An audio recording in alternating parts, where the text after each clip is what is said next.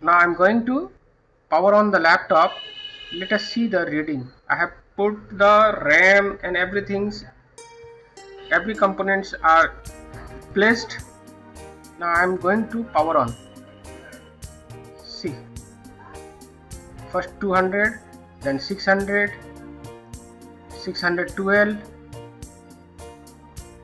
Now see,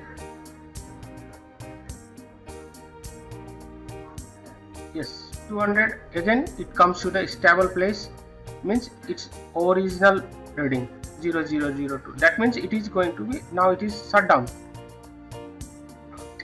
Again I am going to power on 625/23.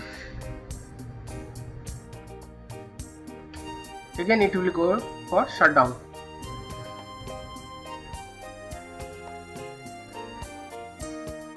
Yes, now it is getting shut down. In this condition, one clue given by DC supply, another clue you can see here. When I power on the laptop, my fan is not going to revolve. Fan is not going to be moved.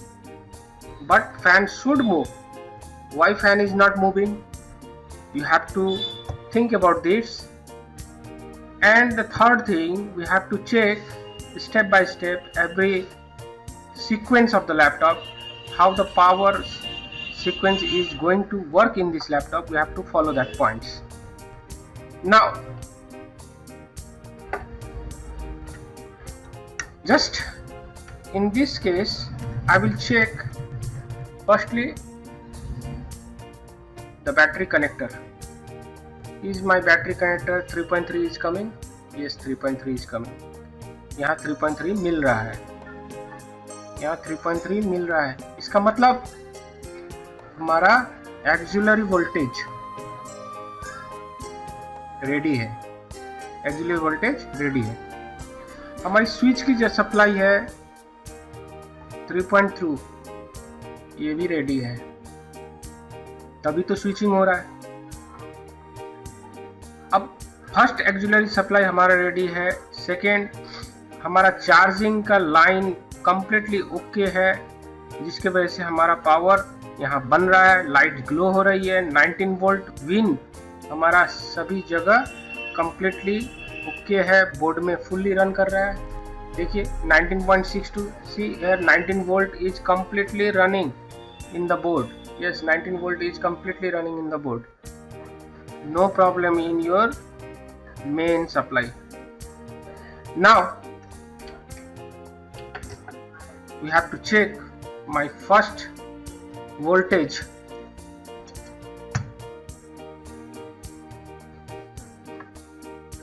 Needed for laptop to be power on, that is your 3 volt and 5 volt. And let us see what is the condition of 3 volt and 5 volt.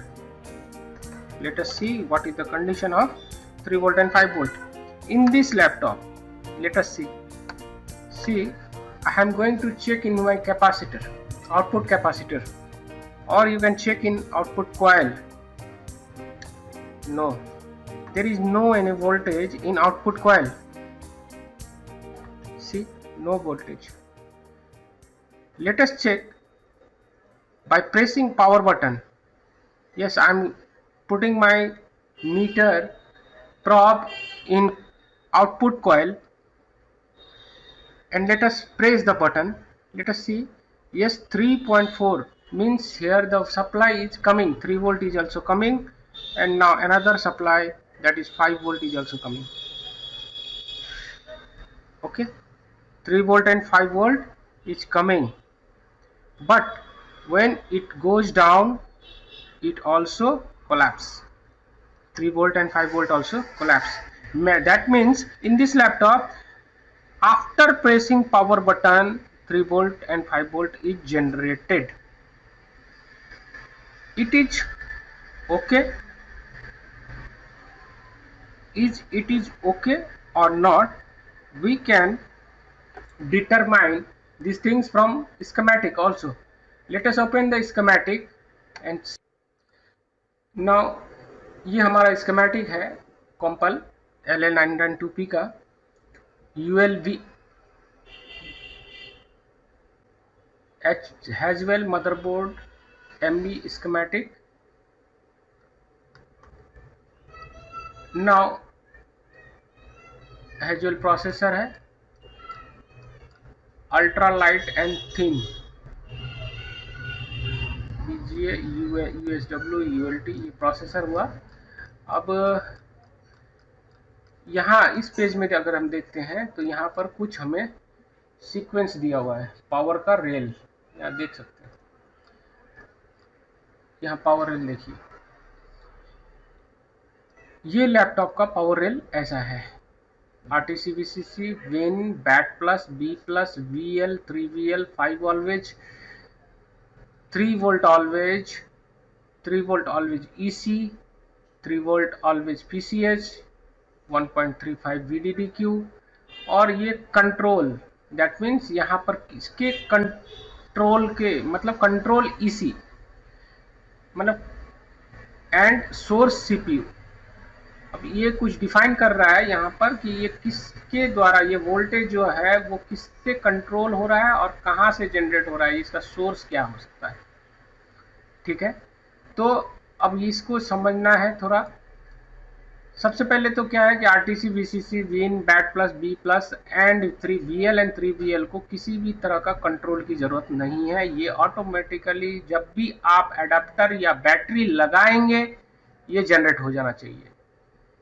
इसका मतलब तो हमें यही समझ में आ रहा है कि ये जितने भी सप्लाई हैं इसकी कंट्रोलिंग किसी से नहीं है, नथिंग इज कंट्रोल्ड।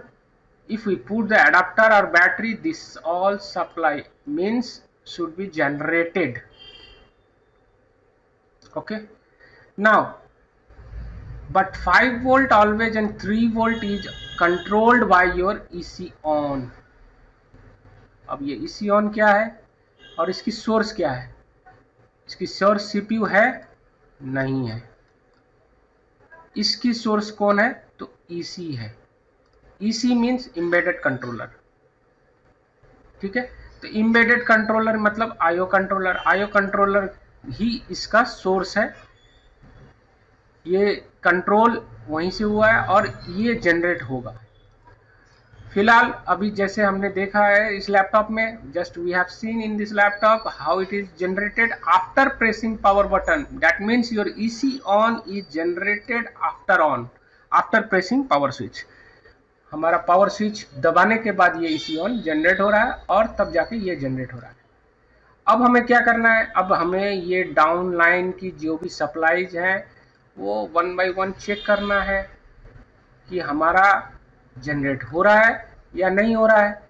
अगर नहीं हो रहा है तो किसका कंट्रोलिंग किससे है ये यहाँ पर क्लियरली मेंशन्ड है और उसको बैक रिवर्स चेक हमें करना होगा, चाहे कंडीशन कुछ भी हो। अभी 1 मिनट के लिए हम भूल जाए कि हमारा लैपटॉप पावर ऑन होके ऑफ हो रहा है, ये हमें भूल जाए। हमें किसको फॉलो करना है? हमें इस चीज को फॉलो करना है। जब कभी भी अगर पावर रिलेटेड आपका इशू आए तो हमें इसको ही फॉलो करना है। We must follow this all steps when there is the problem of power. Okay.